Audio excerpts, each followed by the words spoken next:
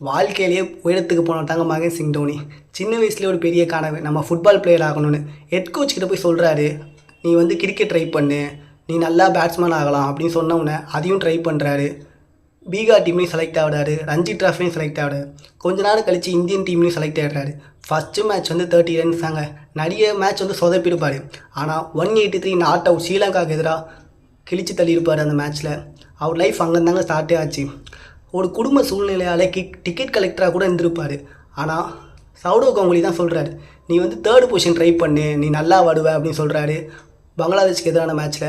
சரி நம்ம 3rd position try பண்ணலான்னு சொல்லி ட்ரை பண்ணி அவரும் கேப்டனாகவும் செலக்ட் ஆகிறாரு மகேந்திர சிங் தோனி. கிட்டத்தட்ட 3 ஐசிசி சாம்பியன்ஷிப் வின் பண்ணியிருக்காரு.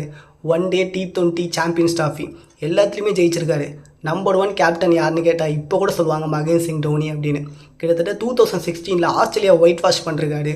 அவர் வந்து அதிக டெஸ்ட் மேட்சும் ஜெயிச்சிருக்காரு, நிறைய T20 ஜெயிச்சிருக்காரு. இவரை பற்றி என்ன நினைக்கிறீங்கன்னு சொல்லி கீழே கமெண்ட் பண்ணுங்கள். Bye, take care, by.